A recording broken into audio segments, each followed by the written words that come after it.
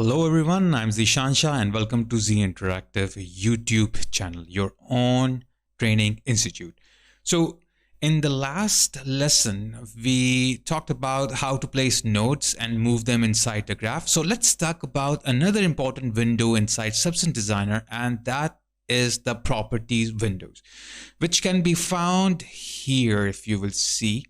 So this is basically the property window, and you can see the properties.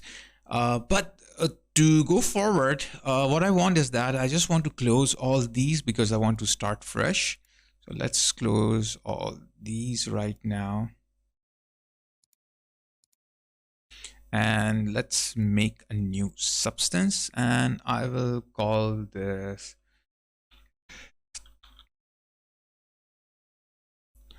lesson 5.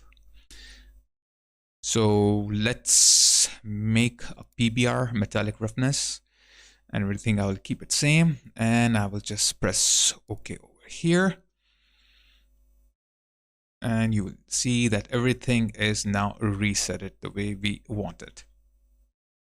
So the property windows essentially give you different categories and parameters that can be set to each individual node or as a whole graph. For example, what I can do is that I can double click on any of the node, for example, the uniform color over here, and I can get the properties of the uniform color. So this is how you can get the properties of the single nodes over here. And all of these nodes will give you the base parameters and the specific parameters.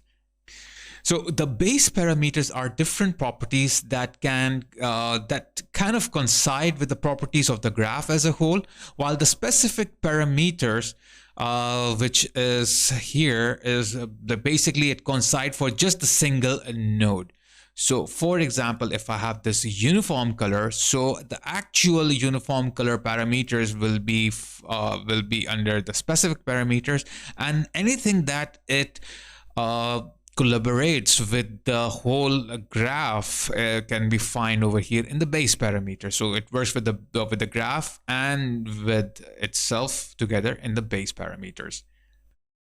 So we will go over the base parameters and a little bit right now. I want to focus more on the actual individual specific parameters for each node.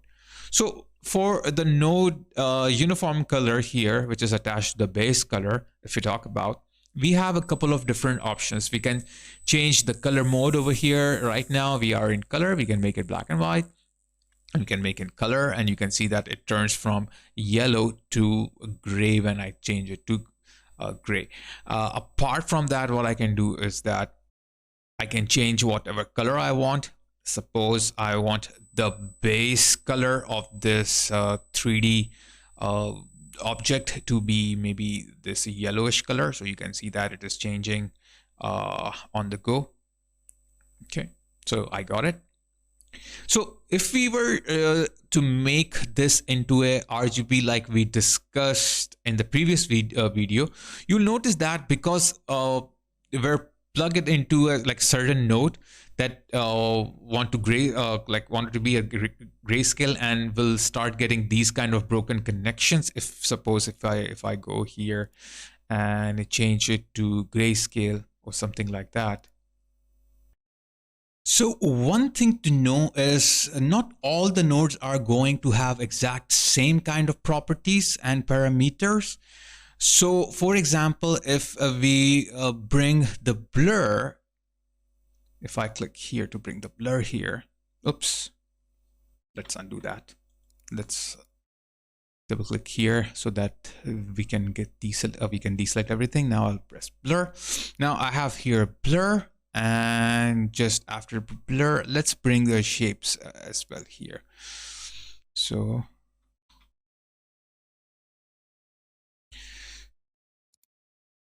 okay, so I have blur and I have shapes also.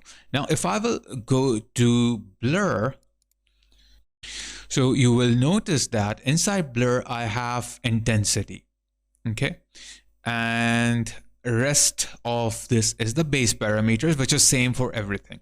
Now if I will go to shape, So base parameters I do have here, okay, same as like the blur, but in the specific parameters, which are here as the instance parameters, we have a lot of different things. We have tiling, we have the shape pattern, like what kind of pattern you want to make, basically. Okay, like suppose I want to create a disk, I can reduce the disk size, I can individually scale it just like that. I can rotate it if it is something like a square, so you can rotate and see what kind of result you will get out of it. And you have 45 degrees rotation, so you can have something like this sort of a like more like rotation here. And then you have like more of the options here in side shape, and here in the blur you have just intensity. So this is kind of one of the learning curve with Substance Designer, is having kind of go through each node and having to learn the different parameters that each one has a kind of like different sort of like parameters here. So you can go through each one of them, or the one that you want to work with, and see what each one can do. So this is how you will actually get into it. So just go search and check what you can do with them. So so here you can like mess with the scale of any object here and play with its different kind of settings. And you can start messing with the intensity of the blur, low and high, or anything that we want. So you can see that how powerful the Substance Designer is when you have all these really awesome different parameters and properties to play with.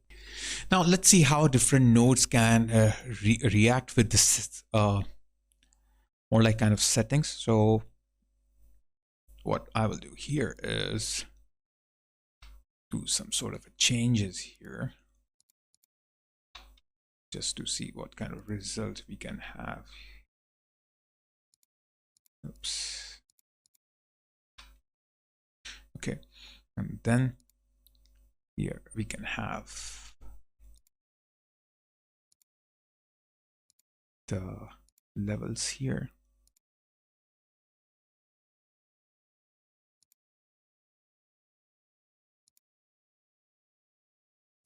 And we can also have transform here.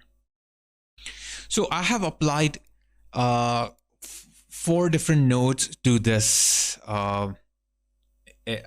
shape. Okay. Now, if I want to check this one, if I double click it here, I'll get this whole more like a setting, okay, of my specific instance parameter I have for the shape. So I can scale it up, I can change the whole thing. But it will only show me the way actually the shape will look like. It's not showing me, if I will do these changing, how it will look like if I'm working with the blur, okay, or with the levels, or with the transformation. So if I double click with the blur, now I can only change the intensity of it, okay. And if I double click the levels, so I can only change these like kind of a setting of this, okay. And if I will double click on the transform node, so you can see I can move around and do the transformation of these of this node, okay. Let's add one more here. Let's add inward grayscale. Oops, it went up. So I have all these nodes over here, and I have to double to work with this. I have to just double click it here, and I have the node on the screen. Okay. Now, what if I want to scale this one? Okay, but keeping this on the screen and scaling it up or down, like transforming it while I have this option. So to do that, what I can do is, instead of double clicking here, because if I will double click here, I can move, like I will just move inside this option. If I will double click it here to scale it up or down, so I will move inside, but I won't be able to see this option. So what you can do is that instead of double clicking, just single click that. As soon you will single click it, it will give you the parameters of this node, but the view it will keep of the node where you were. Okay, so you can see that this icon represents what it's shown in the 2D view, and this icon represent what it shows in the parameters. So parameter, it belongs to this, and the 2D preview belongs to this. Now if I will do the scale up or down, so you will see that I can have a completely different sort of a result now. Okay, how cool is that, right? And suppose if I want to do the blur, I can go in the blur, just single click, and I can change the blur, and I can get this sort of a result out of it.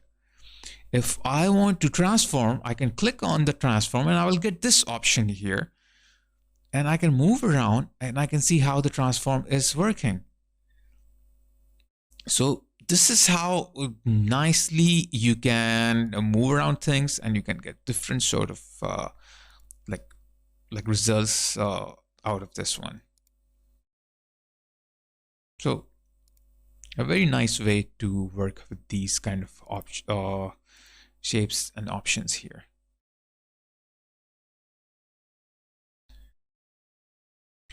So not only do you have the ability to change the characteristics and parameters for each individual node, we can also change parameters for the graph as whole.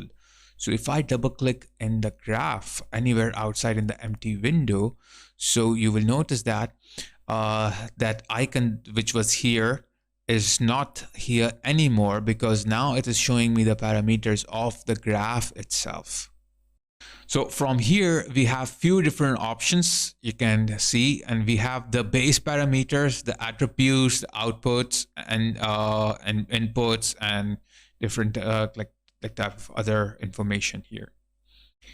So that's what we have here in our graph view. So basically, if you will notice that the inputs, we don't have it. Outputs, you can see we have all these outputs, and all these outputs, you can find them here as well. And then we have the base parameters here as well. We have preview, we have presets, we have parameters. So let's talk about the size, the output size of our graph. So Substance Designer is has the ability to change the dimension of your texture at any given point. Anytime you can go and change the like size as you want. So Substance Designer like works in two different ways. We have a relative to parent and absolute. So here, when if you remember, when we were creating a graph, like going to file new substance or new substance from here. So from here, this is the new substance button. You can press this one as well. So you have this like a size mode, relative to parent and absolute. So here, basically, if I will hover over, you will see that it will give us the definition of what they are. So relative to parent is the size is driven by the host, where the graph is instantiated graph or application. Default parent size is 256 by 256 in Substance Designer. Absolute, the size is basically fixed and does not take the host size into account.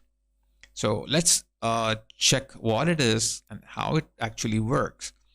So right now, if you will notice, my size here, which we chose when we were making, was around, you can see here, 2048 by 2048, 2K. Okay.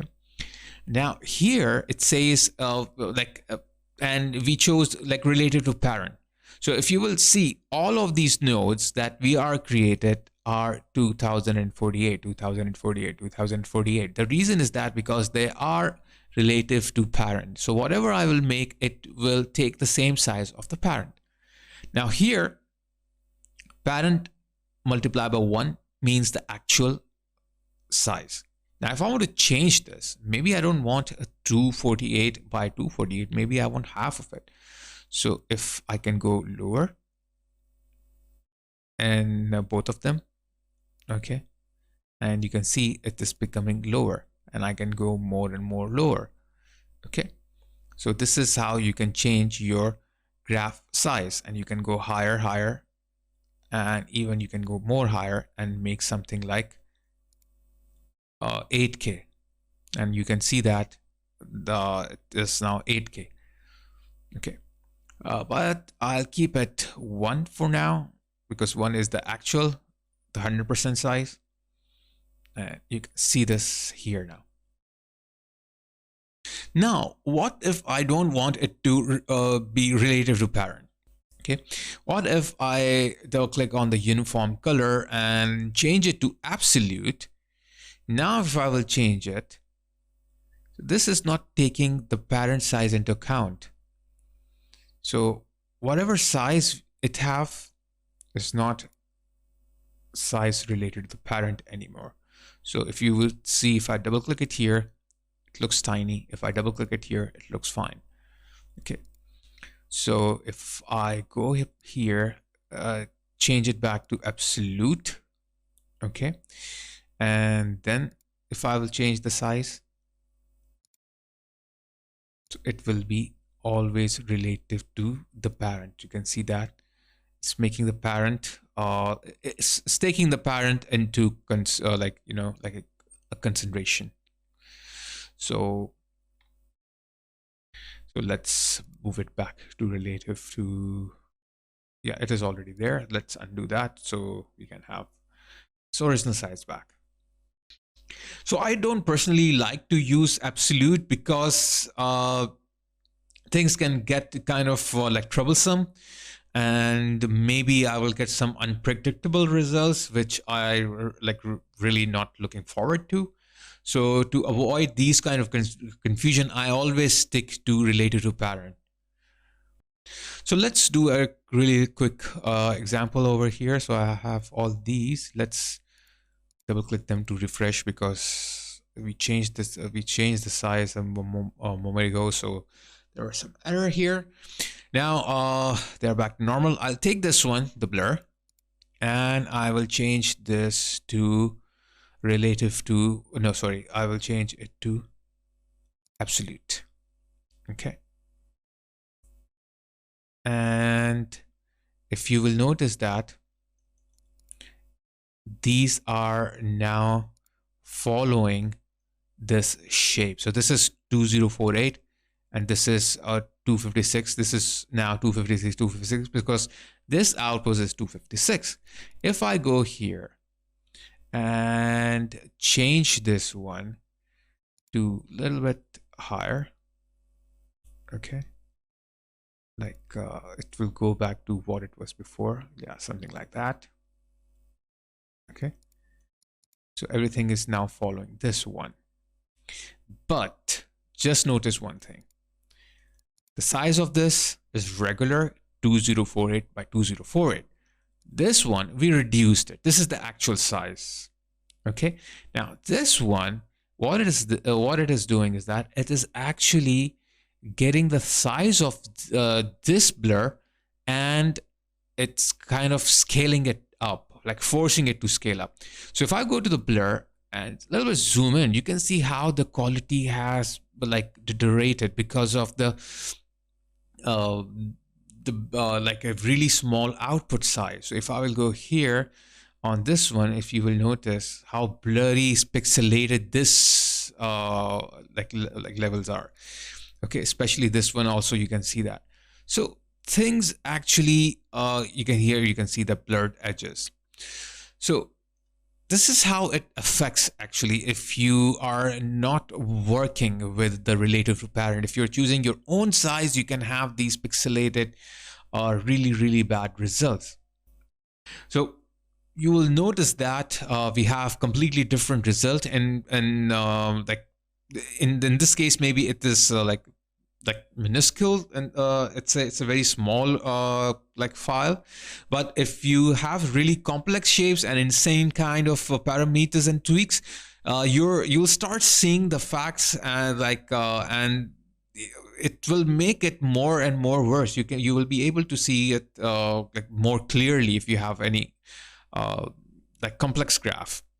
So let's go back here, change it to relative to parent. And now if I double click it here, you can see the quality, how the quality has been reverted. So if I go here, you can see here as well how the quality is now back.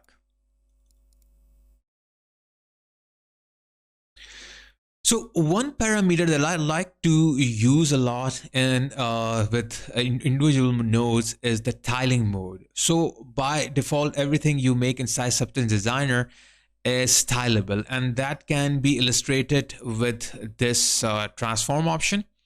If I reduce the size of it, okay, so you can see that I can see all these styles here.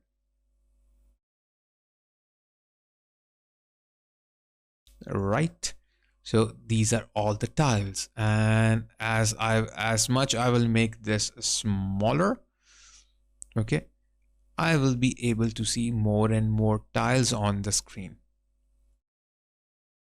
So let's go here in the inverted gray one, and you can see this. Let's put another transform here, transform 2D. Now here I can make it smaller, and you can see there are more tiles. But what if I don't want the tiles anymore?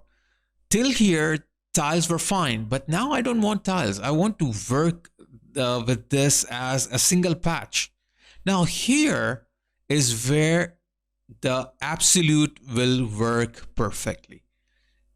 Where? Not in the size, but if we go to the tiling mode, here you can see we have H and V tiling, which is grayed out, so we cannot use anything because at this point this is relative to parent. I can simply go here and I'll go to absolute. Now you will notice that, and just keep in mind we are using this one. We are working on this actually. Transform 2D. Let's do one thing here. Change this back to what it was before.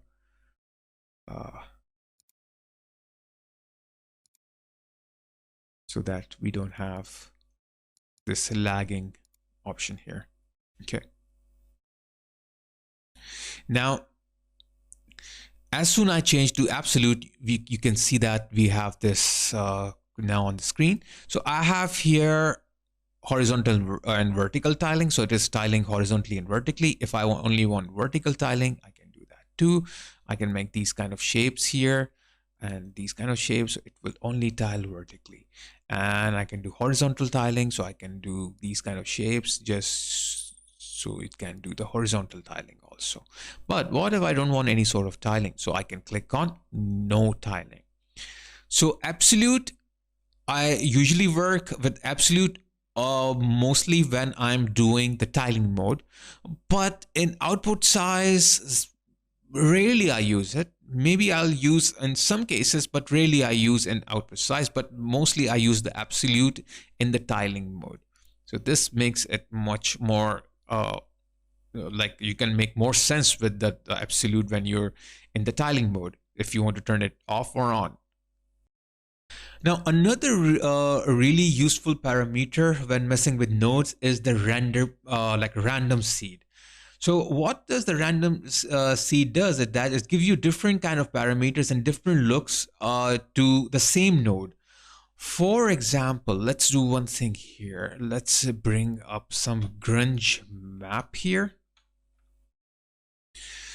And I'll bring this one, for example, here. Okay. So I have this grunge map and you can see in the 2D view. Now, if I will go to its base parameters, you will see there is a random seed. If I will increase a random seed inside the base parameter of my grunge map, you will see it will start producing different sort of results. So this is quite handy if you have two different sort of grunge maps materials and you want to blend them together. Okay, so just use the blending mode here and choose whatever you want, maybe multiply in my case. So you can see that if I go in this one, okay, just single click here, and if I start changing, so you can see that how the graph is literally changing here. So you can have different interesting results here. So this is what random like tiling gives you. So a few other nodes that work really well with the random seed are some of the pattern that you see inside the library view here. So if I just go and type here pattern, and I'll get different sort of patterns here. And let's see what pattern we have here. So maybe let's take this arc pavement here.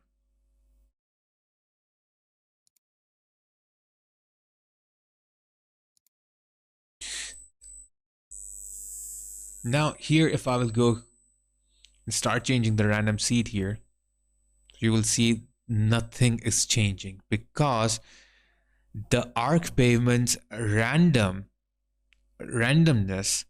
comes with the specific instance parameters.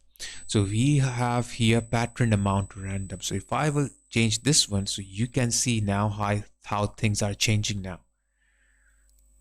So that's one thing here inside your different like nodes. So you can have its own random.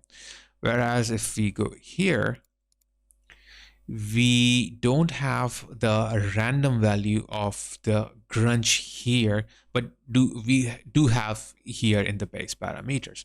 But if we go here, we do have it inside the instance parameter. Now, don't worry about these nodes. As I told you before, we will have a completely like a different chapter only related to the nodes. So because whenever I make a course, I make sure you learn each and everything, and in the end, after completing all my courses, you like all the lessons of the specific course, for example the substance design course, once you will watch it, you will be able to make great things out of it. You will completely understand what's going on, and with more and more practice you will become more and more like better in that.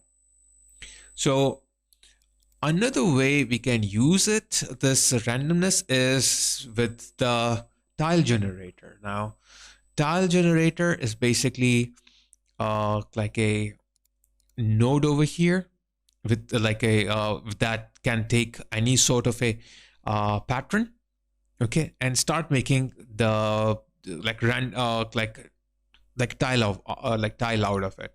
Like for example, if I take this shape that I just created and plug it in, okay, don't worry about this, we will go through in detail with the tile generator so you will understand more about it. You can see I have this now generated here inside this. Now here I have a lot of different options here, and I have here pattern, which I chose the pattern here. I have rotation random. If I change this one, no, it's not working here. Let's see what's going on.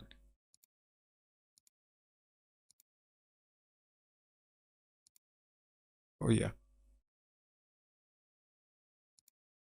Okay, for some reason, I don't know what's going on here.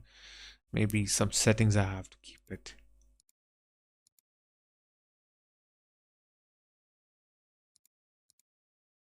Anyhow, let's go to the size. In the size, we have scale random. So you can see that if I change the scale random, some are like getting smaller, some are getting bigger. I can use scale random seed. So I can do that just like this. I can go to the position here and I have position random. So I can randomly position it on X and Y. Okay. And then I have a rotation here. Okay, so this rotation random, I think relates to this, maybe. I'm not sure. It's not doing anything. I don't know. Let's go here. So I can do the random rotation here. Then color. So we can make this color. This is not color. This is black and white because it's coming from the black and white option here. Okay. So what if I make it gradient map? Oh, okay. So don't do that because the style generator itself is black and white. So let's close this. And yeah, so you don't need to have a color. You don't have to make it colorful something. It will take it from here. Okay, so I can change it to RGB. Not picking the color right now because it is not colored. So that's one thing. So I can change it. Close it. Okay. So let's work with the grayscale itself instead of color value here. Okay. So you have here different sort of options. We can change the background color as well. Okay. And then when we have the color here, we can work with the random mask for the color. Some will stay there, some will be removed. So a lot of things with the randomness you can do. It's worked pretty good. It's very handy tool, and it's like a handy option inside the Substance like designer. So this is like you should look into it. In many cases, it will be like very useful. So the last thing I want to go over with the properties window are the attributes that are associated with the graph itself. So again, if we double click in any empty area, like suppose here, you will see that we have attributes here. Okay, now in these attributes, this is where we can actually name the graph. We can write the name of the graph here. We can give the description here, category, label, who made this, author, and all these kind of things we can like give it to. We can use icon here. We can make our icon in Photoshop and you can use it here. So what actually this will like give us, this will actually, if you will save all these are basically the same thing that we have here. Okay, like suppose if I will go to any one of these, for example, if I will go to the panorama shape, for example, or let's check something else here. Let's check the arc pavement here. Okay, or did we got it? Yeah. If we go to the arc pavement here, and then I will go to the attributes of this arc pavement, and you will notice that we have this information here. Okay, so what it is basically, if I right click, okay, so you will see that I have this option open a reference. If I will click on open reference, it will do say, do you want to load package which contains graph reference? So let's do one thing here. Let's or yeah, just press open. Okay, and now I'm inside that graph, and you can see that I have this graph here. I have effects map and everything, and if I double click it here and then go to the attributes, you can see the values. These like these are the one which I was talking about. Okay, so you can see a lot of things here now. Okay, especially if I go to the FX map here. So if I right click here, FX map, okay, I don't think I can go more inside this. This is where maximum you can go. Okay. So this is what these attributes are. So let me close this one because this is original and I don't want to mess around. Close this as well. So this kind of information is really useful in a few certain ways. So actually, like suppose if you're bringing your SPSR file into Substance Painter, so you can easily use these tags and everything, just so people know like from where it's coming and who made it and what it do actually, or sort of input parameters there are. So for now, that's all I have to go over in the properties windows. We'll go to the other lesson, which is about 2D and 3D view. So I hope you have liked this lesson, and I'm sure you will be waiting for the next lesson. And our next lesson, as I told you, it will cover the 2D and 3D view in complete detail. I would like to thank you all for all your support, and I hope you will continue to support me. Please subscribe to my channel if you have not subscribed to it yet. And I will be posting a lot of new content, so don't forget to hit the bell icon so you can receive the notifications about them. If you have liked my video, so please hit the like button and leave your questions in the comment section below, and I will surely answer them. In the end, I would like to mention that please avoid downloading my videos. Please watch them online. I'm sure you're not doing that, but in case if someone unintentionally is downloading, or he's new on YouTube and he's just downloading the videos, please avoid doing that. It's my humble request. This is because all my hard work won't pay off if you don't watch them online, because I will not get any benefit. So please, to support me, always watch my videos online on YouTube. So thanks once again, everyone, and soon we will meet in the next lesson. Take care of yourselves, stay healthy, and keep learning. There is one important announcement I would like to make. I have started 3 great membership plans on my channel.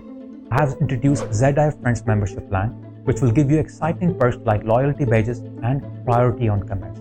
I have also introduced ZI Early Bird plan, which will give access to Z interactive tutorials way early before they become public. So you will get all these lessons at once and you can binge watch. Last but not the least, I have introduced ZI Premium plan, which will give access to advanced professional tutorials, which you will find at very, very expensive outside. And I will be giving this at a very low amount of price. So visit my channel now and click on the join membership to get more information. I hope you become one of my members. If you want to learn how to create a highly detailed prop procedurally using Substance Designer, so this premium tutorial series is for you. Join my premium membership plan on YouTube and get access to all premium tutorials. In this tutorial series, I will demonstrate how to use Substance Designer along with simple geometry to create a realistic, smashed up retro television.